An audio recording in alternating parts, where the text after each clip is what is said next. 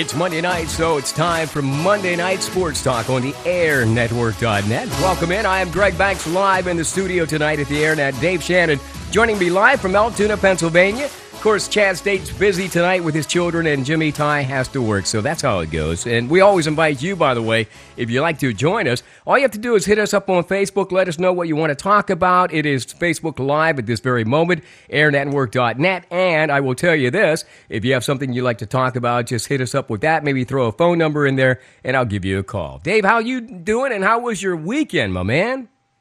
I spent Saturday, a good part of the day at St. Francis University watching both the men's and women's basketball teams coming to the end of their season, the men's season over. We'll talk more about that coming up, and we'll talk about the women's program as well. Oh, great. But good to catch up with the folks that I had become friends with over the course of many years at St. Francis University, and also get to see the changes that were made to the interior of the De Gaulle Arena at the Maurice Stokes Athletics Center. So, yeah, good stuff there on Saturday.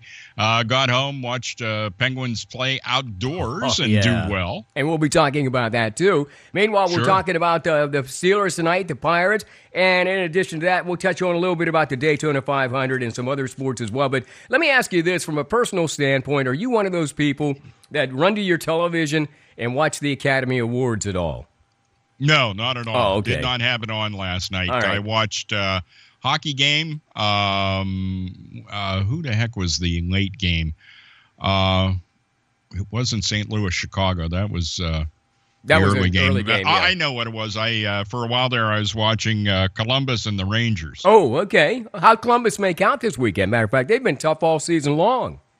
Yeah, and they're probably one of the toughest opponents that the Penguins are. Yeah. You know, out of all the potential opponents coming up here, I fear the Columbus Blue Jackets more than any other team in the NHL when it comes to Penguins competition. I think the Pens, because of what happened last year, are going to do well against the Capitals, and we'll talk more about that coming up. But that's right. That's yesterday. I took in that. I watched a little hoops action last night. It was two teams that weren't going to go anywhere, but it was a competitive game down to about the last minute and a half. So, was Notre Dame one of those games? That's all I want when I tune in a game. I just want to see some good competition. Yeah, and you know, there was a sort of a vast wasteland on television last night if you were into anything. I imagine there were some good programs, but of course a lot of people clamoring today about the Emmys, or I should say the Oscar. And I really didn't want to get into that because of the political climate right now, and you know, folks talking about, these actors and actresses make all these statements. But it was sort of like I had to at least tune in to see a train wreck. And I got to give Jimmy Kimmel, of course, of ABC, of course, his show Nightly, did a great job as the MC, you know, last night. I got to give him that. His jokes were basically hilarious. And, of course, it did kind of slant on that political level. But the thing that I missed, because I was in bed, and I missed most of the Academy Awards, especially the end of it, for the Best Picture Award, which I can't believe it. You know, Steve Harvey just had a snafu on, what was that, Miss World or Miss Universe last year, where he read the wrong name of the winner, and that's embarrassing enough. And it happened again last night. Now, Price Waterhouse, the accounting firm, said it was their mistake. Now, I don't know, Warren Beatty goes to read who the Best Picture goes to, and he mentions La La Land. Now, Dave, these are movies we'll probably never see, to be quite honest, okay? And Moonlight and La La Land were up for grabs for Best Picture. Warren Beatty, I got to be quite honest, I didn't know he was still living. And then when I found out his sister, was still living, and she was on TV last night, Shirley MacLaine, who I know 20, 30 years ago, we thought she was nuts because I don't know if she was seeing God or what she was doing. But it was always telling us about the 15 past lives that she's lived. Yeah. So these are people, quite frankly, I didn't even know were still living. So regardless of that, I missed that, but it was on every show this morning. this snafu, the mistake at the end at the 89th Academy Awards, where Warren had announced La La Land was a winner, when in fact, when the people from La La Land got up there and they looked at the card, it was actually Moonlight.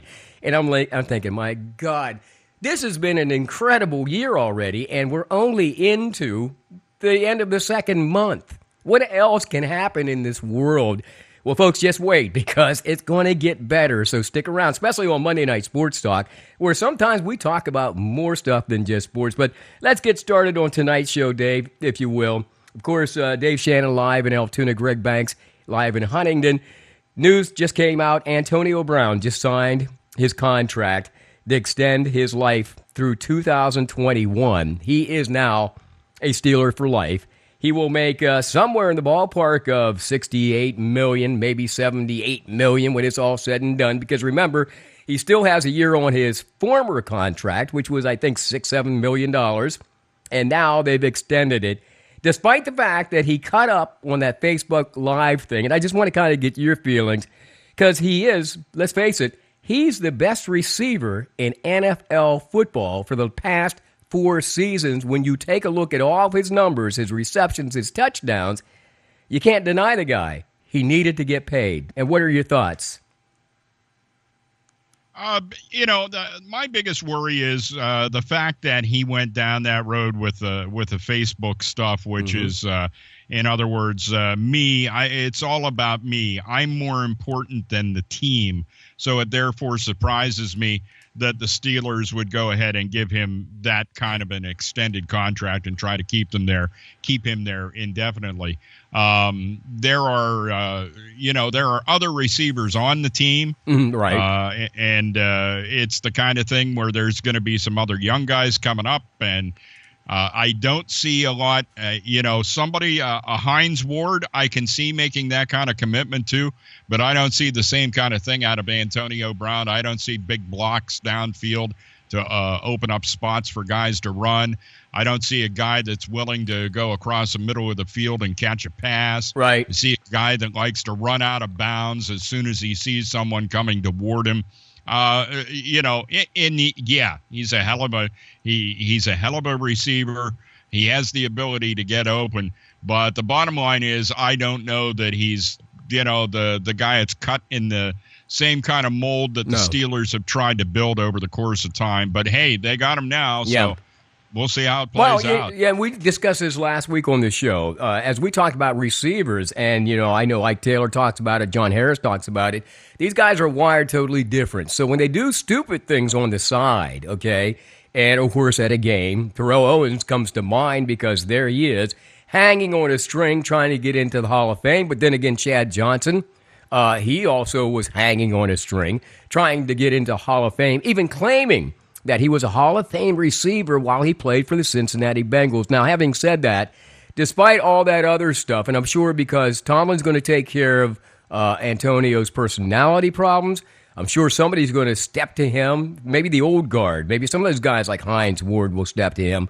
But now the fact that he is signed as a Steeler for life, it really puts that part to sleep as far as the future. And remember, Martavis Bryant comes back this year too. So what a tandem that will be in and then as you wide got receivers. Ladarius Green, who hopefully, is they hold him. eventually I hope they keep recover him from the concussion. Yeah. And I'm just hoping that they hold on to some of these young guys because, when you look at the age group, these guys are 23, 24 years old. They obviously aren't washed up yet. They've got a lot to play for. And then we find out also, Dave, just a few hours ago, LeVeon Bell, they just, of course, tagged him with the franchise because his contract's coming up after this season, and what they want to do is protect him and keep him. So that gives them time to negotiate a new contract with him. And in that new tag, that franchise tag, he'll be making, I believe it is, somewhere $12.3 million a season. Now, you got to remember, this guy just tripled his income, maybe quadrupled it, just with that 1-year contract. So it can only get better for the Steelers if you got Bell in the background, and you hold on to some of these guys. And if everybody comes back healthy, the future looks bright for the Steelers, at least the next couple of years. What do you think? Well, it's all reliant on how well somebody holds up. They had an exceptionally good year as far as, most of the players stayed healthy throughout the course of the season. And it is great to have somebody like LeVeon Bell in the backfield. But as you may recall, a year ago, he got hurt. And, it was the kind of thing where it's nice to throw your eggs into one basket. Right. But as fragile as the basket tends to be in the NFL, I don't know that that's necessarily the route you want to go down. And we've talked about this in the past, too, that the average lifespan of an NFL player goes down to like 4 or 5 years anymore. And so you wonder how much more you can get out of those guys. And that to me has got to be one of the toughest things working. And this is for any NFL franchise to sit down and negotiate with a particular player to a long-term deal, wondering when's that actually at a point where it's going to start to cost us a lot of money rather than actually being a plus for us. And at what point do we talk to other teams about trading that player away? It's the kind of thing the Steelers have over the course of time been pretty good about that, figuring out when guys are going to expire, so to speak. When the expiration date comes due. Yeah, exactly. And they've been pretty good about that. They're going to have to be really good at it if they want to start going down this road of agreeing to super long-term deals with players of that nature and figuring out, okay, we may get rid of him and he may go and play for somebody for a year and have a really good year, but probably from that point on, he's not going to do that well. And the Steelers, as I say, have been really good at putting that kind of thing together. Yeah, and they have. Figuring out when to get rid of guys. Well, they saw guys like Santonio Brown, years ago. Holmes. Yeah, what happened with Holmes was the fact they saw that coming, so obviously they got rid of him at the right time. And they do that with a lot of their backs and a lot of their wide receivers as well. But you will admit, Dave, the NFL is a business. It's a multi-billion-dollar business. And many people say that there's going to be a cattle auction, which happens this week, known as the Combine. And there's some former players who are actually some veteran players who are playing now who are actually telling some of these young guys, don't even show up. Don't show up for the Combine because what it is theoretically is a cattle auction. Well, listen, if you look at this guy, Antonio Brown, as a commodity, $68 million, that's probably cheap compared to the amount of money that the Rooneys will make over the life of that contract. And even though it seems to us like that's a lot of money, you know what? The fact of the matter is this young man's whole life, unless he gets into business, is, that 5-year span you talked about, or in this case, it'll be like maybe 8 to 10-year span if he stays healthy. And that's the end of his money-making days. So if you look at the NFL as a business, and I'm sure Jerry Jones does, hey, man, so what? It's a few $1 million to make billions of dollars off of interchangeable parts, and we change them every 5 to 10 years. Big Ben, he's not long for this game either. Do you think? Oh, no, he really can't be. And he gets to a point where there's the law of diminishing returns that you get on an investment of that nature. Not only does that happen in the real world when you're investing money for your future, but it also occurs when you invest money in a player and you reach that diminishing returns point. Yeah. And that's when you have to really get to the point where you have to be really serious about this is going to be my next quarterback. Yeah. And it blew me away. A couple weeks ago, we had talked about that. And to hear Jimmy Ty say that Landry Jones is the guy, and it's I don't know what Jimmy has seen. Well, that was actually Landry Jones makes him think that he's the guy. Well, and John Harris made light of it, too. He said because you signed him, Landry Jones is your guy. I don't really truly believe he feels that, but he feels, listen, it's sort of like interchangeable parts again, and we'll talk about that in a moment because there's a quarterback that everybody wants to get their hands on, and there's another quarterback that the Dallas Cowboys would like to get rid of, but it might be a costly measure to do that now because it is a risk business. It's based on risk, okay? Let's face it. somebody goes down tomorrow, like in the case of a Romo, and hey, the guy played, 2 plays last year? And you're paying him all this money. You got to figure out how do you get rid of him, but at the same time, you have to understand, what if Peyton Manning was a good what if? If you were in the Oakland Raiders front office, would you not have liked to have had Tony Romo there's no on doubt. the bench? Yeah, no doubt. To come in when Carr went down, because, I feel so – I hate to say this because being a Steelers fan over the years, you can never really like the Oakland Raiders all that much. No. But I did feel bad for them because they had such a good season, had a good run. And to be honest with you, there was a part of me that thought they had the potential to defeat the New England Patriots, but they never got the chance to do it because they just didn't have anybody there to quarterback. So, exactly. You look at that situation, and it was like, boy, wouldn't they have loved to have had Tony Romo available to them? There is no doubt. So, when we're talking about Antonio Brown and LeVeon Bell in this case today, for an additional maybe $100 million, you've locked in 2 guys, at least one temporarily, for the length of a contract that will last maybe 5-6 years, and the other guy temporarily until he figures out whether or not he wants to stay a Steeler. So they're not going to let him go. They're going to hold on to LeVeon Bell for the time being with that franchise tag. And I understand there are some other franchise tags being bandied about the league, and we'll talk more about that as we go on tonight here on Monday Night Sports Talk. Dave Shannon, by the way, in Altoona, Greg Banks live in Huntington. Dave, should the Browns maybe trade their number 1 pick this year for the Pats, Jimmy Garoppolo? I mean, a guy who's a proven veteran, even though he's ridden the pine. And the Browns are expected to draft a number 1 quarterback, but that's not always a given because let's see what happened to Johnny Manziel. That's a good example. So if I'm the Browns, should I maybe trade for Jimmy Garoppolo and get the 12th pick? Or am I worried about that first pick? What do you think the Browns should do? And what do the Pats do? Do they keep Garoppolo? Because he's a great backup. Yeah, well, here's the thing that you have to sit down and consider, and that is, and this is where your talent evaluators come into such a big role with any professional sports team. No matter what the sport is, you have talent evaluators that go out there. They keep their finger on the pulse of the up-and-coming players of the future. Right. And they've watched them in college. They'll watch them at the combines. And you go through all of that stuff, and it's up to them. And if you're really doing your work, you do the homework and you find out what kind of a person that is outside of the game, because that's one of the most important parts of this.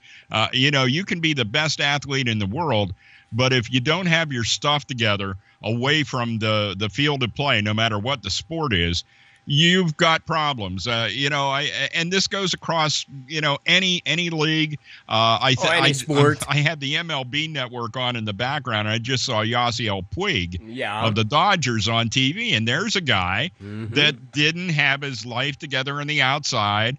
And maybe the Dodgers are partially to blame. I mean, you're talking about a guy that came from Cuba, and did you sit somebody down with him and really take care of him? And explain to him certain things. And I know everybody has their youthful exuberance that they have to get rid of. But, you see that go on there. Saw a lot of number of negative things on TV today about Jameis Winston going to talk to like 5th graders somewhere to give them inspirational. And talk about the girls. And maybe we'll get into that later, because that's one of those perhaps what do you call that? That's a political issue. Not necessarily political, but it's one of those touchy-feely things where, he didn't say the right words. They didn't choose the right words is what he didn't do. Right. So, and that's a little bit of a problem with society, but it's also a problem with Jameis Winston, too. Yeah. I mean, he's, and so this is the big debate you have to go through. To be honest with you, if I were the Browns, and knowing where their fans are, if you could give them some moderate success and even give those fans a 500 record and bring on a quarterback that you pick, that has experience there with the Patriots and would probably bring some maturity to the Cleveland Browns as well. I would be more apt to go with that and go ahead and, let that college guy, unless I really know him inside and out and know he has a maturity level that I'm going to be comfortable with. Well, playing for Bill Belichick, Garoppolo has to probably have the most discipline of any player. Obviously, he has patience. He's playing behind Tom Brady, who doesn't seem to be going anywhere, maybe until he's like 55 or 60.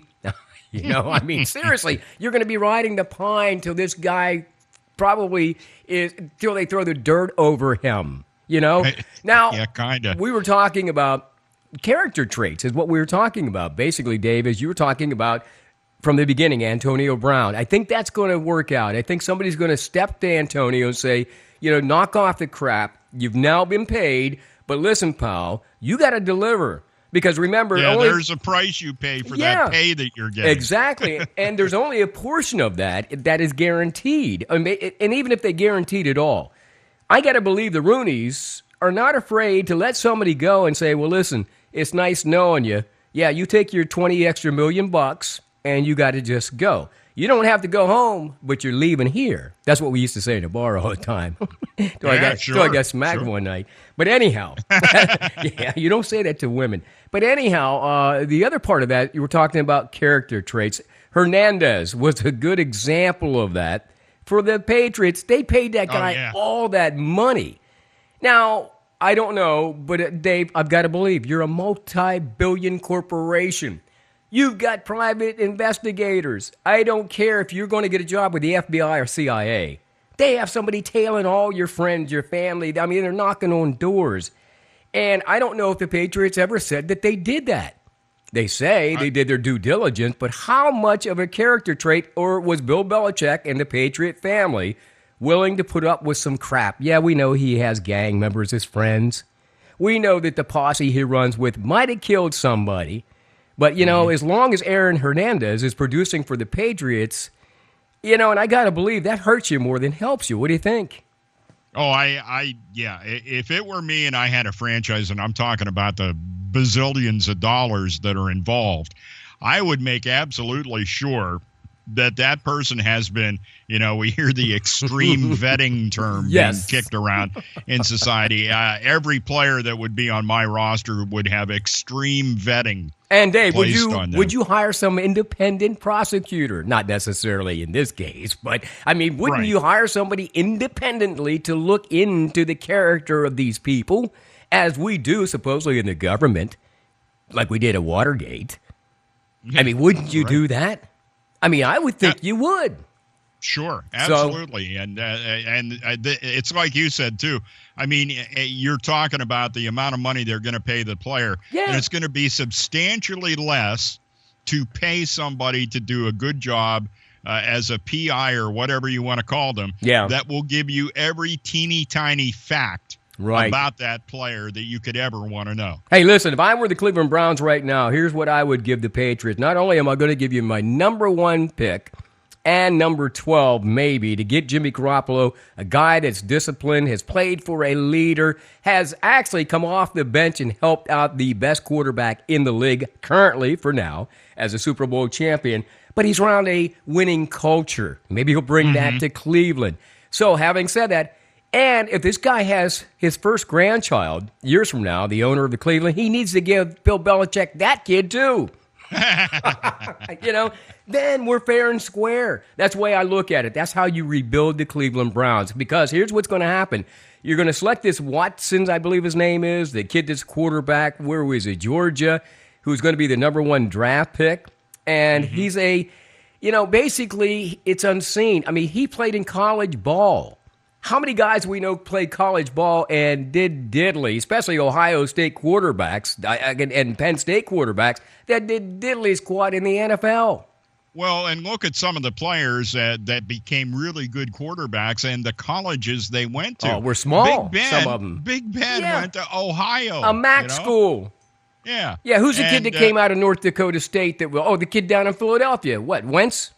He came out of a Carson small Wentz. school. Yeah. And then you got Terry Bradshaw, who came from Louisiana Tech. Mm-hmm. Mm-hmm. It was, you look around and there's a some of the biggest success stories in the NFL come from the smaller schools. Oh, look at Joe Green and some of those guys who came out of those historically black colleges you've never heard of in your life, but they were major superstars in the NFL. You know what I mean? Yeah. These schools, some of them had outhouses, like when they were going to college there. Oh, yeah. I'm serious. They did. It's a situation where the size of the school and where they are in the order, that someone says, well, this guy's going to get drafted first, and it's like, well, I'm glad you make whatever money it is you make, predicting where these boys are going to be drafted. But in the end, what matters is what the teams want, what the teams see, and what the teams are willing to pay. Exactly. So, exactly. So. I just want to kind of... Mel Kiper can have his pretty hair all he wants. Well, funny you mentioned Mel Kiper. We have a guy that we work with here at the Air Network. He is nationally known. His name is J.T. Thomas, and he works for everybody. Basically, this guy is the guru beyond Kiper. This guy has been successful in his rate of choosing the draft picks, and we're going to have him come on a podcast with us very shortly here in the next few weeks. But this guy has a track record that's unbelievable. The only reason Mel Kiper is because JT's not willing to go on national TV and spill his guts because he found a way to get paid. I'll just put it that way, okay? He found a way many years ago to do the scouting for these teams and use analytics, but before analytics were cool, and he's written books about it. So that'll be kind of interesting to talk to him. But the Combine, Dave, is coming up on Friday, now through Sunday. Gronkowski of the New England Patriots, just made mention that Martellus Bennett, who, by the way, was his backup this year, and if those two guys would have been on either end of the field together, imagine how powerful the Patriots were already, but imagine how powerful they would have been with those guys on either end. Well, Gronk just came out the other day, and he says that he hopes that Martellus Bennett does break the bank as a free agent if the Pats should choose to let him go. All right? Because he's saying if Martellus gets paid the money that he expects him to get paid, it will set an industry record, which means that Gronk and every wide receiver will be getting paid handsomely. Not that they're already not getting paid well. You understand what I'm saying? So when we think about the NFL and the money that's being thrown around, and we talk about millions like it was just candy, Dave, I just want to have them drop a piece of that candy. I'll pick it up. There's a 3-minute rule. Hey, no, not a 3-second rule, but if it's on the ground for 3 minutes, I'm still sticking it in my mouth. Yeah, when it's that kind of candy. Exactly. That's one you don't walk away from. It's Monday Night Sports Talk. Greg Banks in the studio. Dave Shannon, by the way, in Altoona, live tonight here on the airnetwork.net. I understand also in Huntington at 94.1 FM. And we will tell you more about what's happening there in Huntington coming up in the next few days. Of course, we got the Greg Banks Show, which is happening starting next Monday, 9 a.m. to 11 a.m. It's called Disturbing the Peace, but that's kind of a misnomer, Dave, because we're just shaking up the community, and we're not really disturbing the peace, but it will give them certainly something to talk about. And I'll hit you with some of the topics here near the end of the show. Hey, something else Gronk did over the weekend.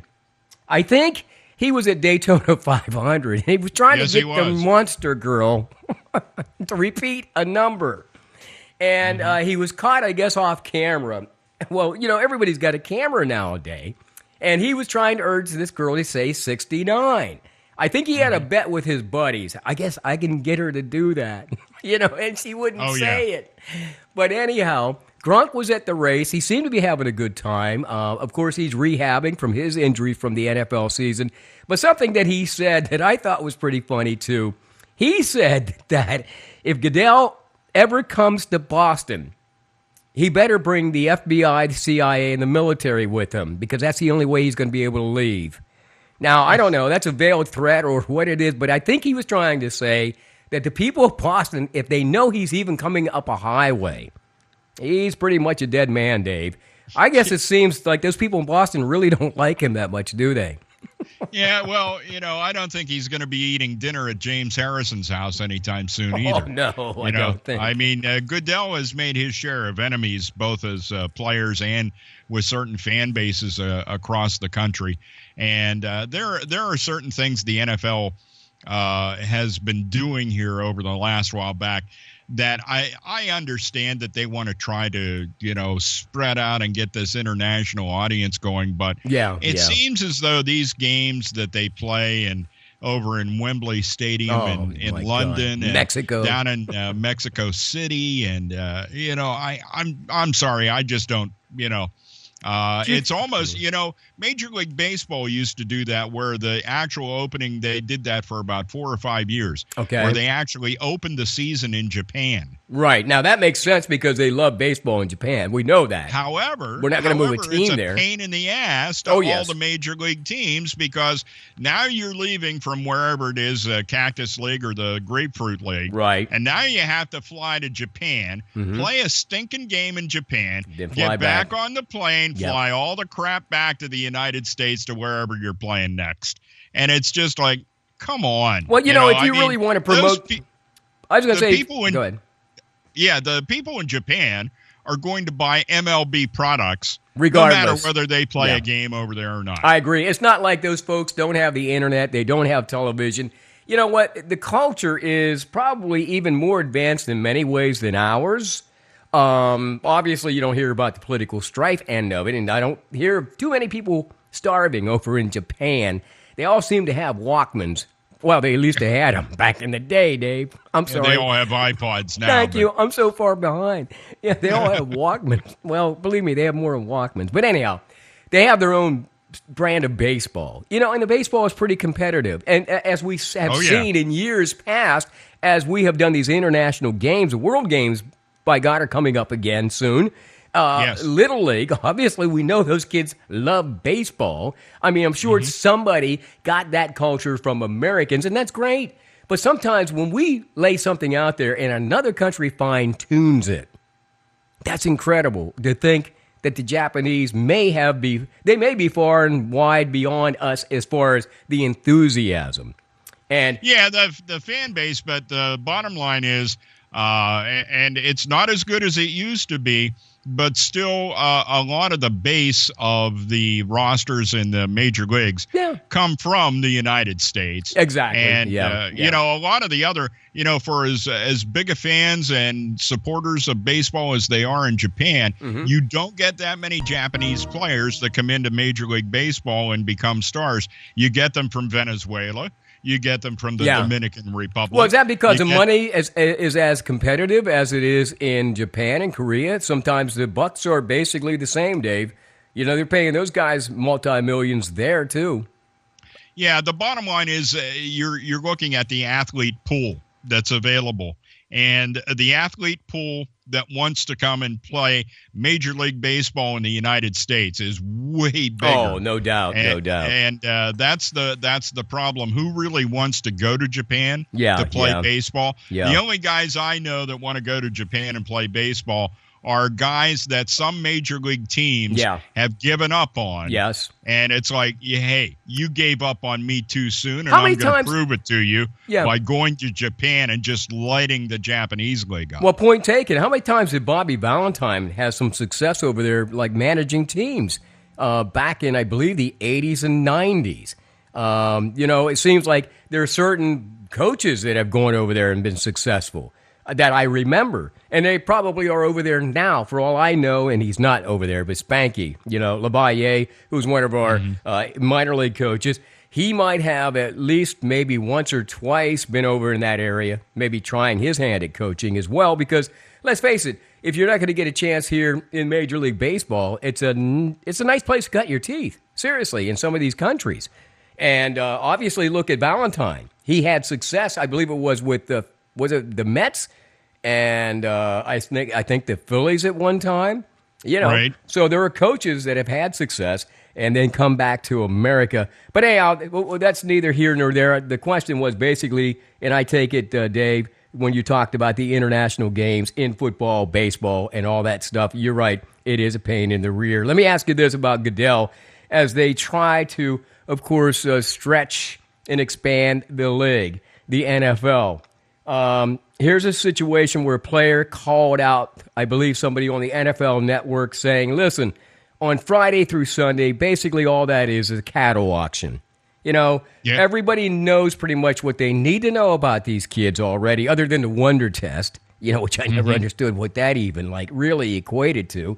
Other than jumping, maybe getting better times. Do you think most of these coaches already have their minds made up without going to the combine who they need to draft, or is that something that's a work in progress?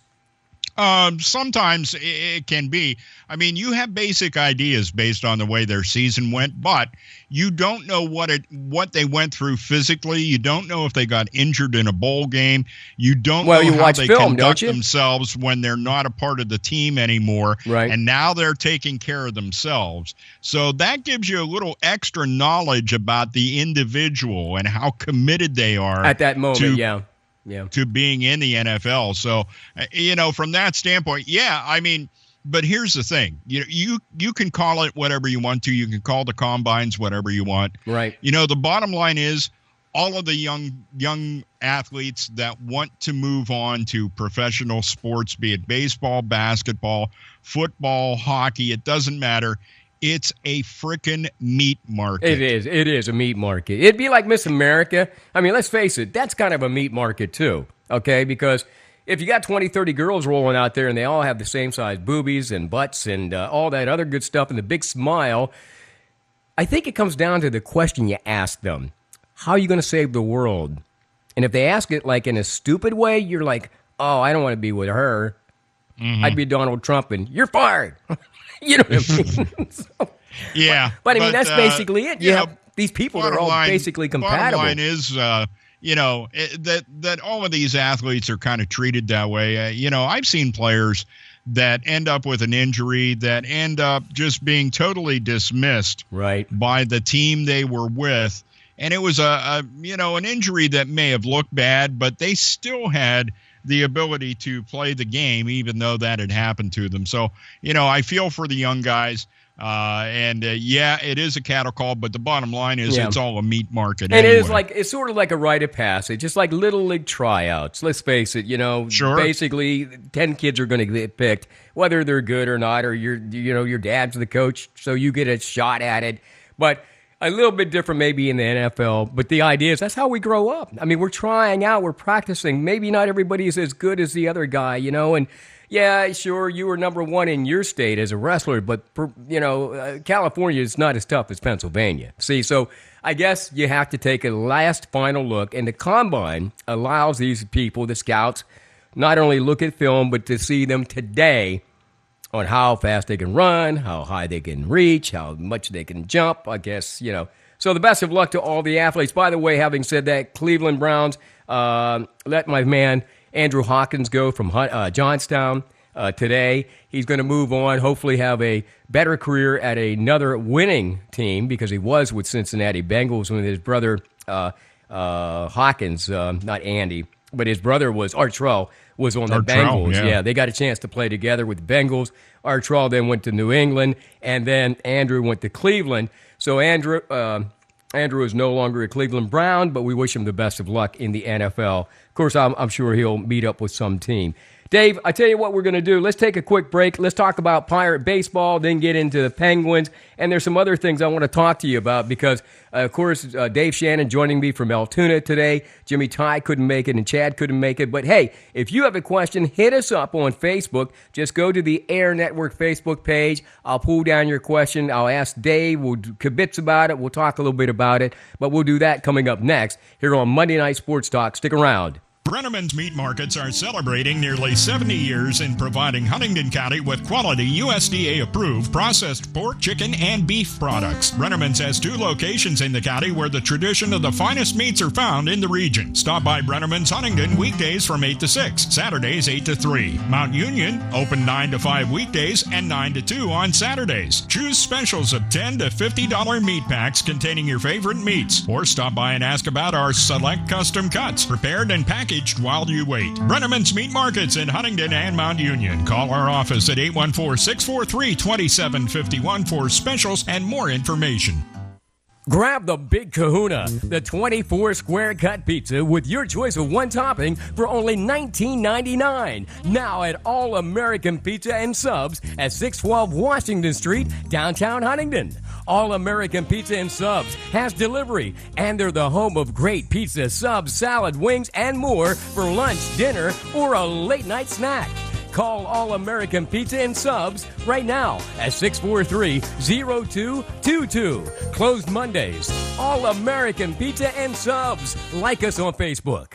Pennsylvania Highlands Community College provides you the option to earn an associate degree, diploma, or certificate at an affordable cost. The Penn Highlands Huntington Center, located on Margie Drive in Huntington, offers degree programs in business management, criminal justice, liberal arts and sciences, and psychology. Are you ready to take the next step on your career path? Contact Penn Highlands Huntington at 814-643-6200 or visit Penn Highlands Community College online at pennhighlands.edu.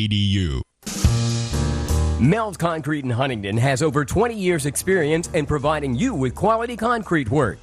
When you have any job dealing with concrete, call Mel Woomer at 643-0909. Mel's Concrete specializing in porches, patios, basements, sidewalks, and more. Mel's Concrete also specializes in snow removal. There's no job too big or too small when it comes to concrete. Call Mel's Concrete, LLC at 643-0909. It's a brand new year, so start it off right by shedding those pounds and living a healthy lifestyle. Call Dr. Michael Simone at Simone Family Chiropractic and Weight Loss at 613 Washington Street, downtown Huntington, for a proven safe way to shed those extra pounds. Dr. Simone utilizes the doctor-supervised Chiro Thin weight loss program that helps you lose significant weight without exercise, expensive prepackaged foods, or diet shakes. It's real food with real results. Try the Chiro Thin plan on your way to a healthier you by calling Dr. Simone for a free consultation. Call 643-2616 for a happier you. It's Monday Night Sports Talk on the airnetwork.net and tonight on Community FM 94.1 FM in Huntington. Thanks for listening. Dave Shannon with me live. I'm Greg Banks in the studio. Jimmy Ty couldn't make it, nor Chad, but we're kind of holding down the fort, Dave, as we always have since Thursday Night Football. Remember that way back when on the Air Network? Way back when. 6 years. Seems like a long time ago. I think that's a generation. Hey, I wanted to ask you during our NFL segment, John Elway, you know, he has become great management for the Denver Broncos. There's some thought that maybe, just maybe, because, you know, an injured quarterback took them to the last Super Bowl, the Broncos, that is, maybe he will go after Tony Romo. What's your thoughts on that? Hey, anything is possible. I don't know. That's an interesting possibility that could happen. I mean, he fits. He would certainly fit in with the with the Broncos. So, hey, you never know. You know, and I'm sure that Tony is at a point where, you know, obviously the torch was passed in the past season. So, you know, if I'm him and I know I have a limited amount of time left, I want to go somewhere where I do have the possibility of getting back or getting to a Super Bowl. He's never been to a Super Bowl, but getting to a Super Bowl and being able to compete in it, be a good deal, I think. Yeah, and there are those guys, again, like I said, Brady could probably stay in the business for another 5 years. Ben, I would hope in the next couple of years we're poised to maybe replace him and get somebody behind him.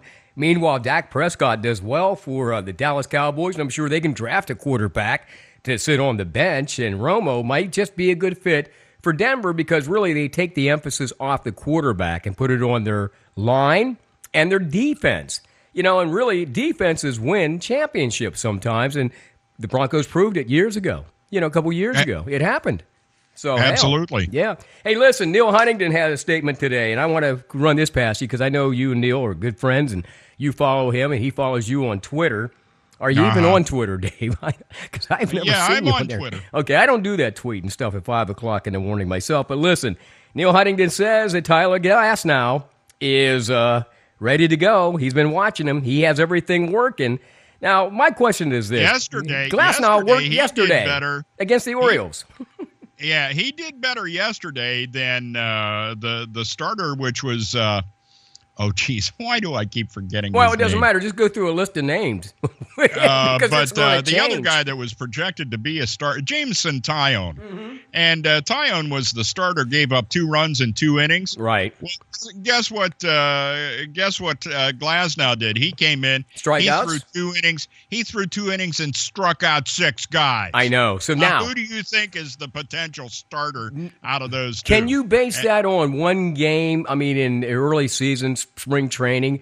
Or seriously, that's what I got to go on because I'll tell you what, I hold both of those guys on an even keel. Yeah, okay. They both came to the Pirates organization at the same time. Yeah. And if you show me enough during the spring, guess what? The other one's going down. Okay, so but this is a sort of elongated competition throughout the next couple of weeks, you would think, because obviously everybody's going to get their chance to get back on the mound here and impress Neil Huntington. 4 innings too. That's true. Right now they're only doing 2 innings. Yeah. And the amount of innings they pitch will increase as the spring goes along. So okay, well, we know that Garrett Cole will start. He's been picked as a starter for opening day.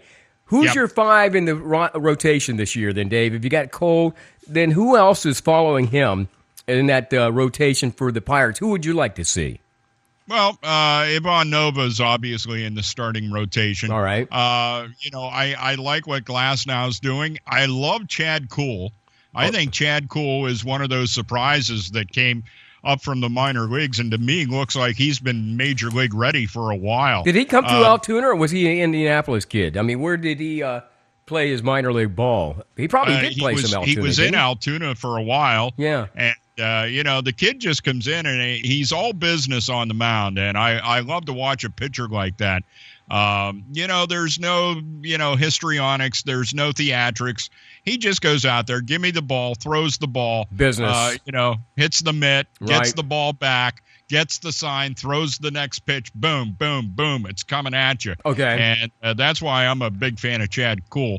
And as a matter of fact, today, he was the starter against the Toronto Blue Jays and held them scoreless for a couple. I think the Pirates won that game. I don't know. I don't keep track, but I think it was 2. Okay, yeah. So the Pirates right now have something. Well, again, Neil Huntington wants to hang his hat on this kid as a part of the rotation. So you got to almost include him. So you got Glasnow, Coles. I just heard another name that you said was a surprise, but who do you wind this up with?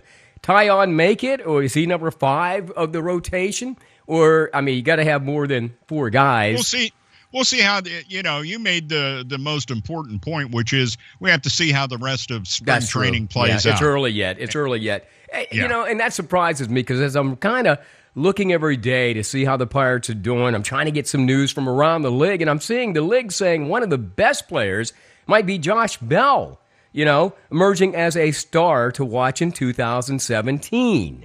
Now, playing he first base. He has to get healthy. Okay. Because he's, had his knee operated on. So if he gets healthy, and let's say, do you see him obviously hitting 300, though? Can he be that consistent and that powerful and that good for the Pirates in that rotation at first base? The only thing that I saw that they need to talk him out of is he can switch hit. Okay. The difference between how good he is left-handed versus how horrible he is right-handed. Yeah. I would just – you can either go the platoon route, which I don't really care for. I grew up and I watched Willie Stargell face left-handed pitchers and right-handed pitchers every day, okay? And that's the way a player can be. And at this particular juncture, I just sit Josh Bell down and say, this is what you hit against, when you're batting from the left side, which is like, 350. This is what you hit from the right side, which is like 189.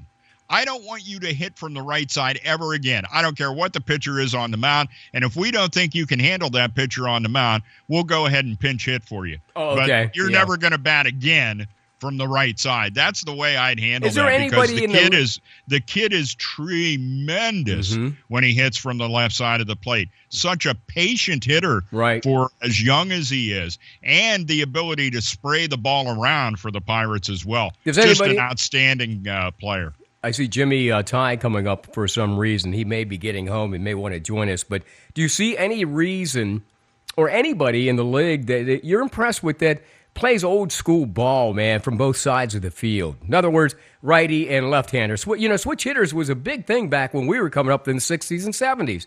I mean, it was kind of like something expected, so somewhere in their little league career, maybe high school career, college career, they perfected it and got enough at bats on either side of the plate that they perfected it, and they were consistent no matter what side of the plate they hit from. Is there anybody in the league like that right now that you can recall? No, and because we're just so go back specialized. We're Bobby Clemente, as Bob Prince used to call him. Bobby Clemente. Yeah, okay. He hit from the right side, and he hit righties and lefties the exact same way. It didn't matter which side of the plate Roberto Clemente came up to. Right. Willie Stargell was that way. I mean, I just guy after guy after guy, and it's just like, you learn to work through that. You learn to be able to, if there's a lefty on the hill, you're going to be able to hit, from the left side and be effective at it. Okay. Where they go with it, I know they're kind of geared up because they kept David Freese. Yeah. And I know they want to use him at first base, and they kept John Jaso. Yeah. And so, you got a lot, although Jaso is a left-handed hitter, so I guess he's there in case Bell isn't, totally ready. But Freese, a right-handed hitter. So I look for the platooning thing to happen, although I'm not a big proponent of that. I really hate that idea. And I think especially when you got somebody young, and if you got a good hitting coach, they can certainly guide them through to be able to become a better hitter from just one side of the plate. And boy, he has such upside when he's hitting from the left side. So Josh Bell, I mean, for folks in Major League Baseball to be talking about him in that way is a big one. Now, the biggest problem and the biggest disappointment for the Pirates is what happened with Jung Ho Kang in his home country. Yeah. What charges did he get? Yeah, what did he end up getting? I haven't heard. Well, the sentencing, I think, is to take place this week. And, he's going to have to beg and plead and, whatever it is in South Korea to make sure that he is able to come back to the U.S. And the Pirates have already talked about getting him enrolled in some sort of rehabilitation program. And he won't be able to play until he gets through that rehab program either. I think that's the way they want to handle it. Let me ask you this personally, because we don't know this kid. I mean, he came over from South Korea. I mean, highly touted. And, couldn't speak the language. Rightfully so. He's a talented athlete. He plays baseball very well. He does. And as many of the players from Asia go, he's a big dude. But let me ask you this. I mean, obviously there's a dichotomy here in cultures, maybe not to the extent that we may have seen back in the 50s and 60s, but this kid's coming out of South Korea. There was talk about that rumor and whether or not it was true in Chicago, where there was that supposed alleged rape that occurred, last summer, and then the drinking. Do you think he has a problem, Dave, like that? You were just saying that the Pirates probably have to intervene here somehow. Yeah, well, I think the only way they're going to get him out of Korea, because they may give him a 6-month sentence. I've heard that tossed out there as possibly what could happen. And there's no clemency. I mean, there's probably, I can guarantee you, Trump's not going to try to get him back over here. No, which I wouldn't expect him to anyway. No. But that being said, I think that the Pirates are probably seeing what it is they can do with the court system in Korea to say he's not going to play for us until he's done with a rehabilitation program. So we'll take care of it here. We're going to send him through one of the best rehab clinics that we have in the United States to make sure we'll send him to Betty Ford. Wherever they send him, but get him on the straight and narrow. Okay, and I'm a little disappointed, but I did read some things that was somewhat of a known quantity with Kang before they when brought the him. Pirates pursued him. So I think they're a little bit at fault for not taking better care of him. Like you said, I mean, he's like zero English when he walks in. I think he's picking it up as he goes along. And I'm sure the cuisine is changing still wants to use an somewhat. interpreter. Yeah. But, he's picking it up. So I really do fault the Pirates. Well, if he's like any one of taking better care of him. Yeah, if he's like any one of my foreign friends that came from abroad, He probably learned the swear words first, because that's how you do it. You watch HBO and you say the wrong things at the wrong time. I told you a story of that. Anyhow, Monday Night Sports Talk, Greg Banks in the studio, Dave Shannon, by the way, live in Altoona. Dave, real quick, did you watch the Daytona 500? Did you see all the wrecks in spite of the fact Kurt Busch won the thing? Now, who holds their championship at the first game of the season? That's what I want to know about the Daytona 500. Well, it's just it's a big event because, racing's been shut down since November and, nothing's been going on. And they just they call it the Super Bowl because of the amount of people that come to Daytona. And it's the first race of the season. And, people are collecting points and what have you. All right. So it's a big deal. There's no ifs, ands, or buts about it. I mean, Gronk was there, so it has to be a big deal. It has to be a big girl, and he was hanging around the monster girl trying to get her to say some swear words or something. Hey, Dave Shannon, you are a Penguins fan extraordinaire. And I heard today, again, you can maybe settle this. The trade rumors are abounding throughout the atmosphere, and especially in Pittsburgh, as Rutherford, the GM, gets together with Marc-Andre Fleury today. There's been talk about Fleury. Of course, Wednesday is the deadline. Many are saying they're not going to get rid of this guy because they need him for the playoff run. What do you think? And just kind of like get rid of the speculation altogether, because you told me something that makes a lot more sense to me now than after I read these articles. What is it?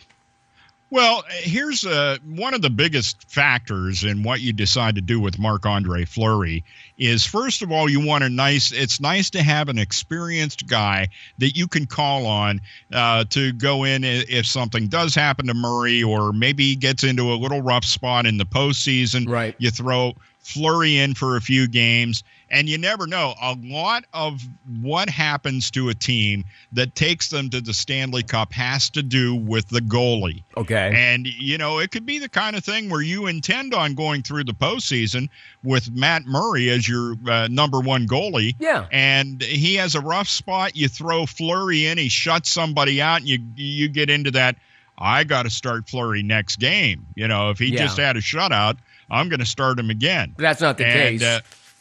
And you can end up with a complete change. So I want to keep Fleury. And here's the other thing. When it comes to the expansion draft, Fleury would be taken in the expansion draft. And there's no problem for the Penguins because they got a kid that's toiling down in Scranton Wilkes-Barre right now, Tristan Jarry. Mm-hmm. And Tristan Jarry was up. I did see him play in the preseason this year with the Penguins because Matt Murray was not able to play in the preseason because of the injury he suffered there in the tournament. And now is not the time to bring the kid up from Wilkes-Barre Scranton, correct? Is that what you're saying? Just ride out the rest of the season? Yeah, and I just ride everything out the way it is. Hang on to Fleury, okay, and you got somebody who's ready to go next season, right? And that's Tristan Jarry. So if I'm doing anything and I'm the Penguins, I have no idea what it would be that somebody would offer me because, quite frankly, as a matter of fact, he got no offers says yet. It really well here is Mike Sullivan, the head coach of the Pittsburgh Penguins, in the post-practice news conference that they have. And he said this today. Mike, in terms of talent, chemistry, and overall construction, do you feel like your roster is good enough to make another Stanley Cup run, even if Jim decides that there's no deal to be made anywhere else? Yes, I do. I believe in this group. I think we have a good group of players. We have a nice mix of veteran guys and of some youth and enthusiasm. I think we have enough depth at the positions. I believe we have, when we play the game the right way, we can compete against any team in the league. And so, it's my job to coach the guys we have here. I believe in this group that we have. Coach Mike Sullivan. Actually, okay. Chris Letang left practice early. Mm-hmm. Is there a status change? No, he was just he left early because we were going to do some contact stuff, and he was no contact. Okay. And to follow up on Tim's question, both you and Jim have talked about the team having another level, or at least can maybe get a little better. Does it just require more pushing from you down the stretch? Kind of how do you do that, I guess, from a psychology standpoint to get that little bit more out of them? No, I think it's all of us involved. We all have to elevate our games. I think our coaches have to continue to strive to be better, to prepare this team the right way. I think everybody has to take ownership for what they bring to it. And there you have it, Mike Sullivan. He's pretty well set with the group of guys that he has. You're looking at a bunch of guys coming back. You got Brian Russ to come back. You have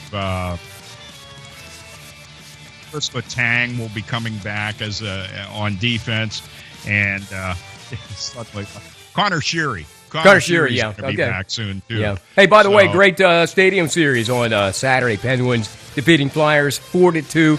Sid the Kid, Gensel, and the whole gang looked fabulous out there, Dave. That was just a great game. What's up for them this week, by the way? They got this is a big 4-game week, as they've got tomorrow, Wednesday, Friday, and then another Sunday game coming up for them. So the Penguins going to be busy this week. And we'll see how they continue to do so far. They haven't really missed a beat, despite all the injuries they've had. So good luck to them. Yeah, fantastic. Hey, we didn't think we could fill a whole hour by ourselves. We got another hour we could talk, Dave. Unfortunately, I don't have the time. Yeah, hey, I want to wish the best to both the St. Francis University men's and women's basketball teams. Okay. The women playing tonight, the men hosting a Northeast Conference playoff game on Wednesday at the Gall Arena at the Maurice Stokes Athletic Center. If you have a chance, go up and cheer on the Red Flash as they will be hosting a playoff game. Sort of reminds us of the heyday of the Frankies, man. Anybody still call them the Frankies other than me? You're it. You and maybe Tom Casey. My favorite guys like Norm Van Leer. Yeah, buddy. Oh, geez. All right. Hey, Dave Shannon, thank you very much, man. It was a lot of fun tonight and very informative, as always, man. Thank you. Yep, thank you. Another edition of Monday Night Sports Talk in the books here on the airnetwork.net. Rebroadcasting tonight at 10 o'clock. That's if you're listening Monday night. Go to our front page if you want to download and listen to it at your heart's content all week, starting Tuesday morning. And, of course, we'll stream it throughout the week. Thanks for listening. Check us out again next Monday night live from 7 to 8 p.m. exclusively on the airnetwork.net. So long.